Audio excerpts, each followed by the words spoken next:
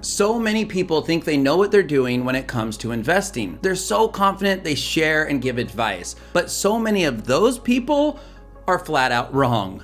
Wait, what if I'm wrong today? Moving on. Today, I'm sharing common investing advice I personally feel is overrated because I think too many people blindly fall for generic and not so useful tips. And I will also, of course, pepper in my underrated advice if I do say so myself. And I just did, just then.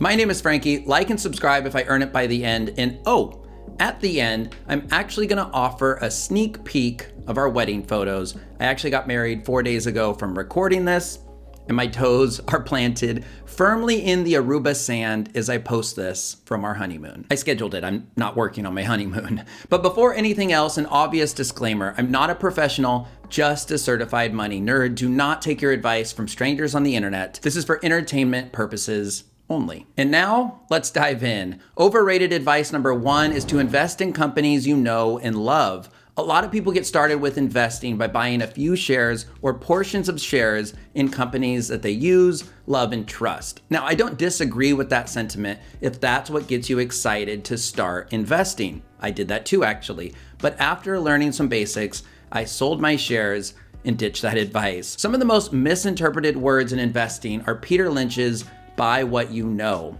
It should be research what you know, then consider buying. I would never blindly recommend you invest in companies where you specifically shop because you likely don't understand the bigger picture when it comes to their business, their cash flow, their long-term success plan, and so on. With investing, you must control your emotions. You'll make errors if your emotions are tied to your investments, and your emotions are definitely tied to companies that you love. So, how do I pick individual stocks instead? I don't. I preach investing in most of or all of the stocks. I buy a low-fee S&P 500 index fund that includes the top 500 companies in the US. And the best part is that it's self-cleansing. So as companies falter, they fall out of the index. As new businesses thrive, they enter the 500 index and you automatically get invested in those. So in this way, you're always investing in winners, so to speak, and not with emotions. Notable companies that joined the S&P 500 in 2020 include Tesla, Etsy, Domino's, and a dozen other companies I've never heard of, and I have no time to research, and that's the point. Odds are a good chunk of companies that you love are already included in the S&P 500 though, so you are gonna have lots of those, plus everything else. Overrated advice number 2, if you have a lump sum of money to invest, dollar cost average it into the market. According to a Vanguard study in 2012, in which they analyzed decades of data over a century, they found that lump sum investing beat out dollar cost averaging investing 2/3 of the time. I'll link to that study in the description if you want all the details. I will say though that over 10-year periods, it said that lump sum investing beat out dollar cost averaging by just 2.3%. So it's not by a huge margin, but even that can seriously add up over time. I've had multiple friends recently ask me how should they invest a lump sum of cash that they've been sitting on because they realized it needs to be invested. And I actually changed my tune on this one recently. I used to recommend dollar cost averaging no matter what. It's safe, it's easy, it's automatic once you set it up, of course. But I continued to hear the argument for lump sum investing on podcasts, so I looked into this study for this video, and now going forward, I will recommend if you have cash saved, get it in the market ASAP. All of it, assuming you have emergency cash already saved. Don't try to hold out in hopes that the market is going to go down. Never ever speculate. Disregard the headlines that say that the market is at an all-time high. You guys, it hits an all-time high all the time. Just look at this chart. Get in so you don't miss out. But seriously, check out that study below. It made a strong impression on me. Dollar cost averaging a little bit at a time is a great strategy when you don't have a lump sum to invest though. Do this as you get paid. This year, actually in March, I started investing $250 a week into my Roth IRA. And just last week, finally, I did hit that max of $6,000. And I hardly noticed this money leaving my account because it wasn't a huge amount each week. But if you have $6,000 now that you want to invest, put all of it in a traditional or Roth IRA, my recommendation. Snag some VOO or VTI. Disclaimer again, I'm not a professional. Overrated advice number 3, decide on investments based on your risk tolerance and invest based on your goals. They say you need a portfolio that is aligned with your goals and objectives. Overrated. Sure, know thyself, but if you're young, take on more risk. Everyone's ultimate goal is to make as much money as possible, right? But low risk is low reward. You'll need to take on higher risk for higher reward. You need to become a master of your emotions and practice patience to do so. And for the beginning investor, investing based on your risk tolerance is actually counterintuitive because you likely don't know your risk tolerance yet. I'm here to say it should be very high. Yes, some years you will lose money, but for the majority of years historically, returns have been positive, sometimes very positive. You simply don't know, but if you have a long-term mindset and you're young-ish, you have plenty of time to ride out any bumpy periods. Instead of trying to figure out your risk tolerance and your goals, I say invest consistently, buy all of the stocks or at least the top 500 US companies, and keep your emotions in check. If you know you're an emotional knee-jerk kind of investor, that's what you need to work on, not goals. When you're just getting started, you don't know what you don't know. In fact, you might set and chase the wrong goal. So I recommend that your first goal should be to get educated and get invested.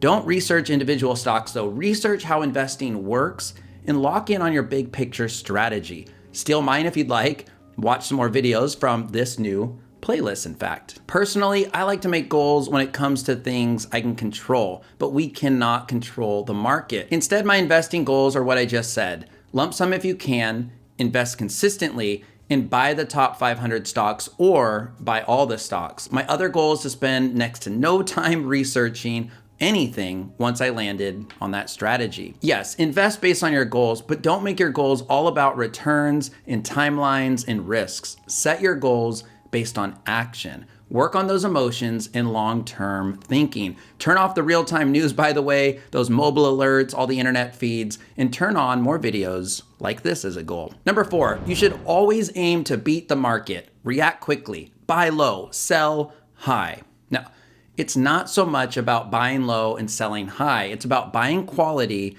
and not selling often. In fact, maybe don't sell at all until retirement when at some point you must. Now, if you're a poker player, and I'm not, I hear that action is overrated. The best players and investors are constantly weighing their opportunities, but rarely are they moved to action. As Vanguard founder Jack Bogle once said, time is your friend, impulse is your enemy. When it comes to passive low-fee index fund investing, which is what I advocate for, keep this in mind. Somewhere around 80% of actively managed mutual funds, as opposed to market matching index funds like that VOO one I mentioned, don't beat the market. No one can consistently time the bottom or top of a stock's price. Nobody.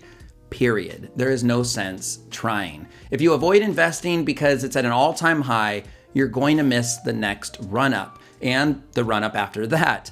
There is a reason it's always at an all-time high because it always goes up over time. If you try to time the market, you might be waiting for a long time and you'll be missing out on gains in those big individual days. So not investing at all is actually the mistake. Now, no stock is a sure thing. No one can see 3 years, 5 years, or 10 years in the future. Especially as we learned in 2020, things can change very quickly, and then things can change quickly the other way. So don't try to beat the market. Get in, invest that lump sum, then invest consistently, dollar cost averaging, and try to match the market by buying all of the stocks. I'll take my stress-free, no effort, 8 to 10% gains over the long term any day over studying and reading all the investment news consistently. The reality is though, increasing your savings rate and investing that savings is more important than trying to beat the market or any strategy I'm talking about today. I can't emphasize that enough, but maybe I'll save that for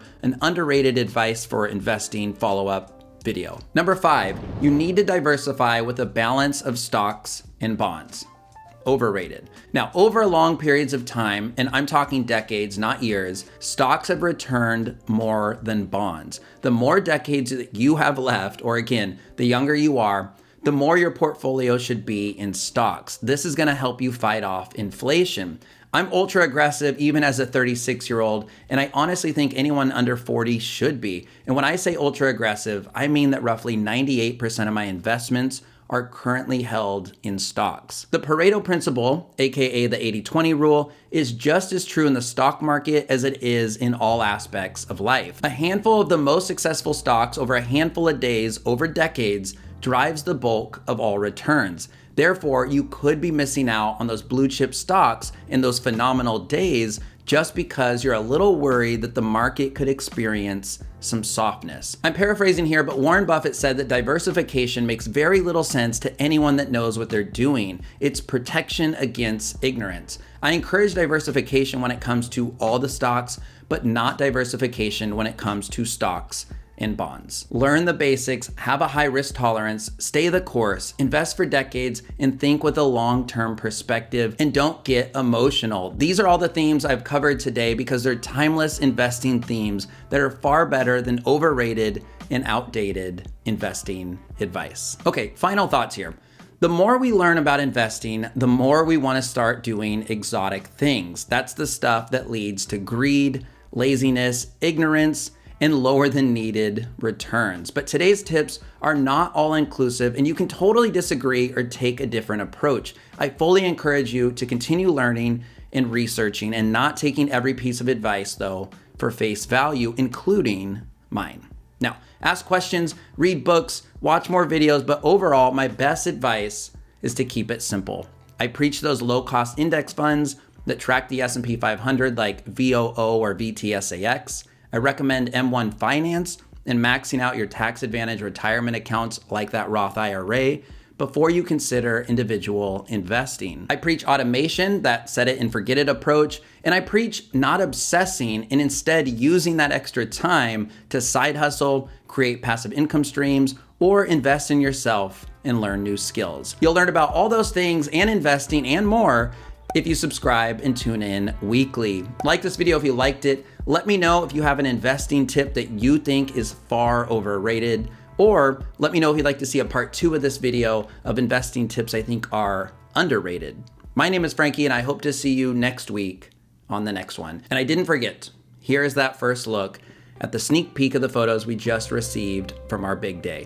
What an incredible day. Enjoy.